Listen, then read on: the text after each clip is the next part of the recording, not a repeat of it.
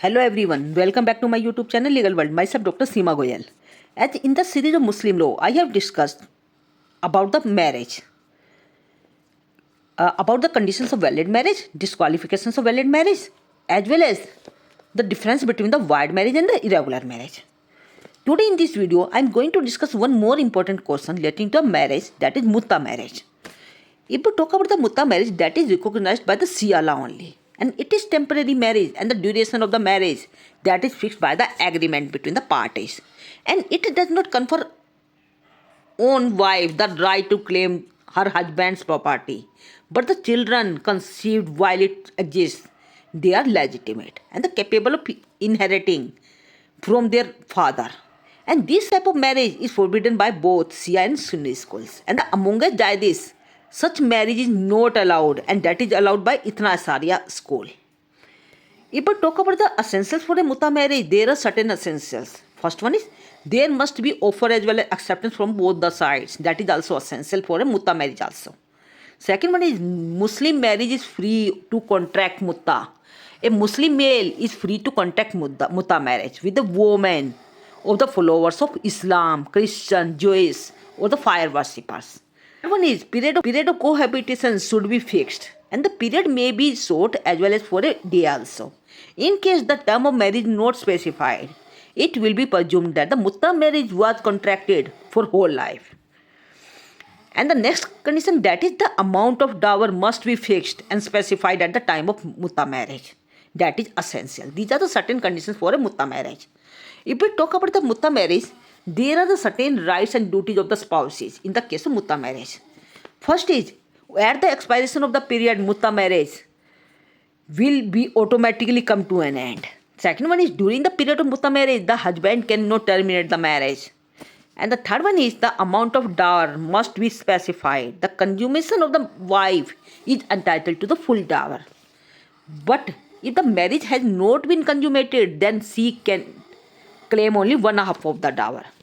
And the next is, husband possesses the right to deduct the reasonable amount of dower in case of wife has left matrimonial house without any authority.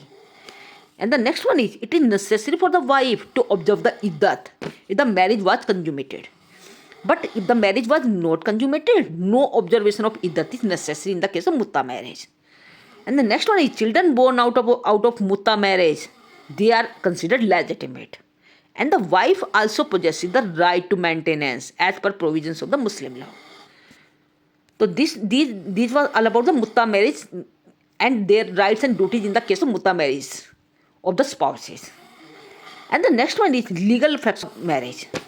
If we talk about the legal effects of the valid marriage, there are the certain legal effects. First one is, sexual intercourse between the spouses becomes legal, and the children born out of such a mutta marriage will be considered as legitimate. And the second one is, after the marriage, wife becomes entitled for dower money. And the third one is, wife becomes entitled for maintenance also. Next one is, they both acquire the right of inheritance. And the next one is, the status of wife is not changed even after the marriage. And the last one is, in the case of dissolution of marriage, she is required to observe the period of iddat. So these are the certain legal effects. If we talk about the registration of the marriage in case of Muslim, among us the Muslim, it is customary to issue the nikahnama and the marriage certificate. After the solemnization of the nikah or the marriage under the Muslim law, the certificate is issued by Qazi, and it contains the names of the bride as well as bridegroom, their ages, address, and the sign of witnesses also. तो this was all about the मुत्ता marriage. यदि मुत्ता marriage की बात करते हैं तो भारत में सियाओं में भी इसका चलन बहुत ही कम है, जबकि मुस्लिमों के अन्य सभी स्कूलों में यह विवाह अमान्य एवं तिरस्कृत है. हर सिया पुरुष चाहे जितने मुत्ता विवाह कर सकता है, परंतु 4 पत्नियों की पाबंदी मुत्ता विवाह पर लागू नहीं होती है. वह मुत्ता विवाह मुस्लिम, ईसाई, यहूदी या अग्नि पूजक स्त्री से भी कर सकता है.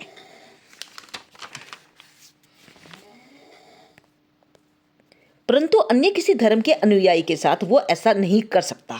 दूसरी ओर सिया स्त्री मुत्ता विवाह मुस्लिम पुरुष के साथ ही कर सकती है और अन्य किसी के साथ नहीं कर सकती. यदि हम अनुष्ठान की बात करते हैं तो विवाह के आवश्यक अनुष्ठानों को पूरा करना मुत्ता विवाह के लिए भी अनिवार्य है। अतः एक ओर से प्रस्ताव करना और दूसरी ओर से उसी बैठक में स्वीकार करना मुत्ता मैरिज के लिए भी अनिवार्य अनुष्ठान है।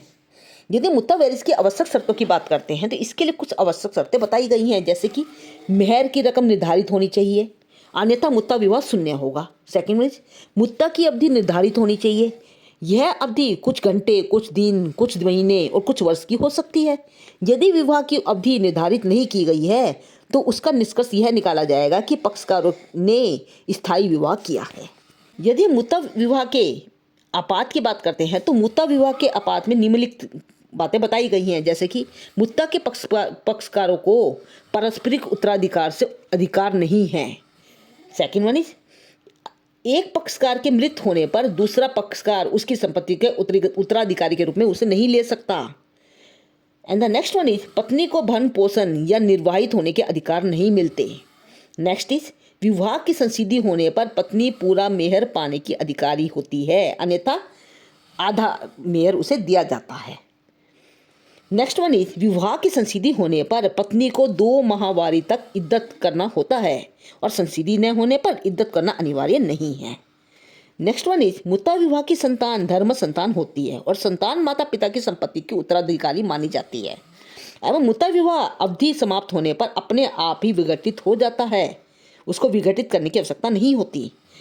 एक पक्षकार की मृत्यु होने पर भी यह विघटित हो जाता है और मुत्ता में पति को तलाक का कोई अधिकार नहीं होता। यदि पक्षकार चाहे तो पारस्परिक अनुमति द्वारा भी विवाह को विघटित कर सकते हैं। तो ये मैंने आपको मुत्ता विवाह के बारे में बताया है। And this is also one of the most important question for the examination point of view. And if you have any doubt you must put down in the comment section and don't forget to like, share and subscribe this channel for the further update. Thank you.